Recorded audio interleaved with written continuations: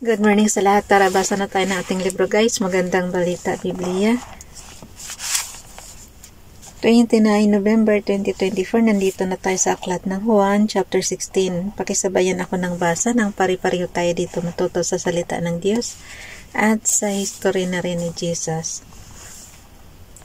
Juan chapter 16 verse 1, sinasabi ko ito sa inyo upang huwag kayong mawalan ng pananalig sa akin. Verse 2, ititiwalag nila kayo sa mga sinagoga, darating ang panahon na ang sinumang pumatay sa inyo ay mag-aakalang naglilingkod siya sa Diyos. Verse 3, at gagawin nila ito sapagkat hindi nila ako kilala ni ang Ama. Verse 4, subalit sinabi ko na ito sa inyo upang kapag ito'y nangyari, maaalala ninyo ang sinabi ko sa inyo. Ang gawain ng Espiritu Santo. Hindi ko ito sinabi sa inyo noong una sapagkat kasama pa ninyo ako. Verse 5. Ngunit ngayon napupunta na ako sa nagsugo sa akin at wala ni isa man sa inyo ang nagtatanong kung saan ako pupunta. Verse 6. Ngayon sinabi ko na sa inyo, lubha naman kayong nalungkot. Verse 7, subalit dapat ninyong malaman ang katotohanan. Ang pag-alis ko'y sa ikabubuti ninyo sapagkat hindi paparito sa inyo ang tagapagtanggol kung hindi ako aalis. Ngunit kung wala na ako, isusugo ko siya sa inyo. Verse 8, pagdating niya ay kanyang patutunayan sa mga taga-sanlibutan na mali ang pagkakakilala nila tungkol sa kasalanan, tungkol sa pagiging matuwid, at tungkol sa paghatol ng Diyos. Verse 9, mali sila tungkol sa kasalanan sapagkat hindi sila nananalig sa akin. Verse 10, mali sila tungkol sa pagiging matuwid sapagkat ako'y pupunta sa Ama at hindi na ninyo makikita. Verse 11, at tungkol sa paghatol ng Diyos sapagkat hinatulan na ang pinuno ng mundong ito. 1 chapter 16 verse 12. Marami pa akong sasabihin sa inyo subalit hindi pa ninyo kayang unawain ngayon. Verse 13, ngunit pagdating ng Espiritu ng katotohanan, papatnubayan niya kayo sa lahat ng katotohanan galing sa Diyos. Sapagkat ang sasabihin niya ay hindi mula sa kanyang sarili kundi ang kanyang narinig. At ipahayag niya sa inyo ang mga mangyayari sa hinaharap. Verse 14, pararangalan niya ako sapagkat tatanggapin ng Espiritu mula sa akin ang ipahahayag niya sa inyo. Verse 15, ang lahat ng sa Ama ay sa akin, kaya ako sinabing tatanggapin ng Espiritu ang mula sa akin at ipahahayag niya ito sa inyo. Kalungkutang magiging kagalakan. 1 chapter 16 verse 16. Kaunting panahon na lamang at hindi na ninyo ako makikita, at pagkaraan ng kaunti pang panahon ako'y inyong makikitang muli. Verse 17, nag-uusap-usap ang ilan sa mga alagad, ano kaya ang ibig niyang sabihin? Bakit niya sinabing kaunting panahon na lamang at hindi na natin siya makikita, at pagkaraan ng kaunti pang panahon ay makikita natin siyang muli? Sinabi pa niya, sapagkat ako'y pupunta sa Ama. Verse 18, ano kaya ang kahulugan ng kaunting panahon na lamang? Hindi natin maunawaan ang kanyang sinasabi. Kahit mga disciples, hindi nila maunawaan. Okay, nandito na tayo sa Juan chapter 16 verse 19. Alam ni Jesus na ibig nilang magtanong kaya't sinabi niya, nagtatanungan kayo tungkol sa sinabi kong kaunting panahon na lamang at hindi na ninyo ako makikita. At pagkaraan ng kaunti pang panahon, ako'y makikita ninyong muli. Verse 20, pakatandaan ninyo, Iiyak kayo at mahahapis, ngunit magagalak ang sanlibutan. Labis kayong malulungkot, subalit iyan ay mapapalitan ng kagalakan. 1 chapter 16 verse 21. Kapag naghihirap na ang isang babaeng manganganak, siya ay nahahapis sapagkat dumating na ang oras ng kanyang paghihirap. Ngunit pagkapanganak niya, hindi na niya naaalala ang hirap, nagagalak siya dahil sa pagsilang ng isang sanggol sa sanlibutan. 1 chapter 16 verse 22. Totoo yan guys, mahirap naman talaga mag-labor.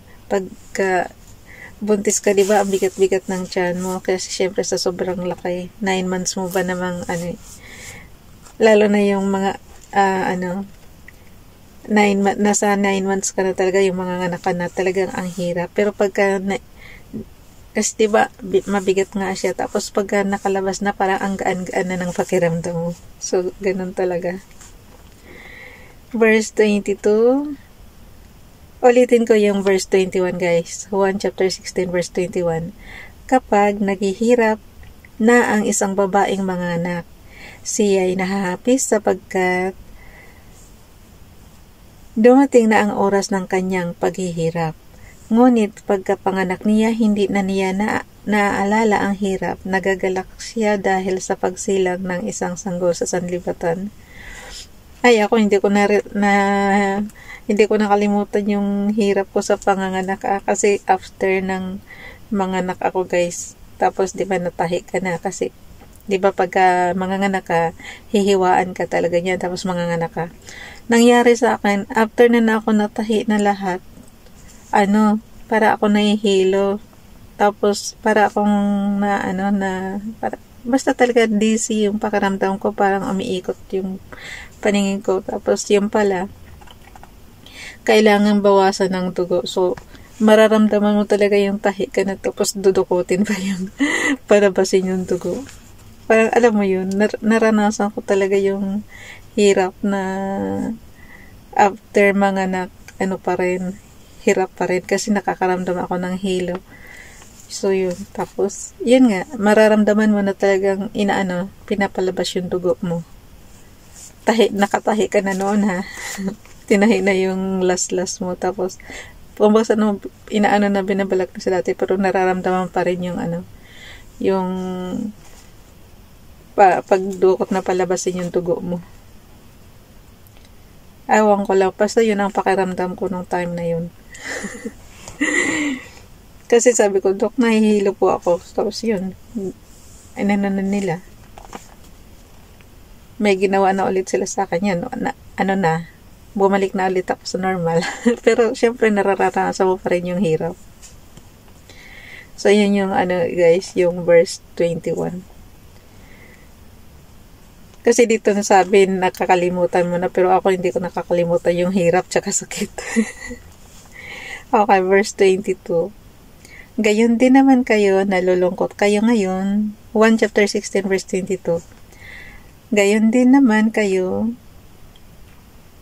nalulungkot kayo ngayon, ngunit muli tayong magkikita at mag-uumapaw sa inyong puso ang kagalakang hindi maagaw ni numan. Verse 23, sa araw na iyon, hindi na kayo kailangang magtanong sa akin. Pakatandaan ninyo, anumang hingin ninyo sa Ama, sa aking pangalan ay ibibigay niyo sa inyo. Ayan guys, i-claim nyo na yan, oh. Pagka humiling daw kayo sa Kanya, pakatandaan ninyo, anumang hingin ninyo sa Ama, kay Father God, sa aking pangalan ay ibibigay niya sa inyo. So, lahat ng prayer request nyo guys, mabibigay yan. Verse 24, pero ako lagi ko lang sinasabi, good health lang talaga, Father God. And fit work. And dito na tayo sa verse 24. Hanggang ngayon, wala pa kayong hinihingi sa Kanya sa aking pangalan. Humingi kayo at kayo'y tatanggap upang malubos ang inyong kagalakan. Pagtatagumpay sa pangalan ni Jesus. 1 chapter 16 verse 25. Ang mga ito'y sinabi ko sa inyo ng patalinghaga, subalit darating ang panahong hindi na ako magsasalita sa inyo sa ganitong paraan. Tuwiran ko nang sasabihin sa inyo ang tungkol sa Ama. Verse 26. Sa araw na iyon ay hihingi kayo sa Kanya sa aking pangalan at hindi ko sinasabing ako mismo ang hihiling sa Ama para sa inyo. Verse 27, gano'n naman talaga guys, kayo mismo ang magkipag-usap kay Father God.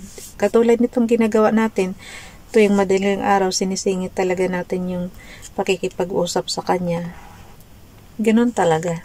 Hindi pwede yung ano kayo ng ibang tao. Although, maganda rin yung pang general na marami kayo ihihilingin niya yung katulad ng ginagawa natin sa di ba? May prayers tayo sa GC natin. So, pero ito, iba pa rin yung kayo mismo ang humiling sa Kanya.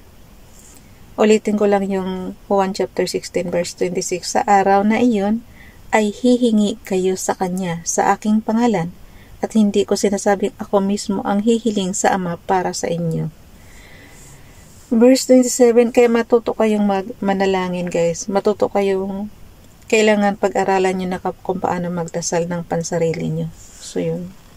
Ako rin dati hindi naman ako ganun karunong magdasal pero natututo ako sa araw-araw na pakikipag-usap sa Kanya.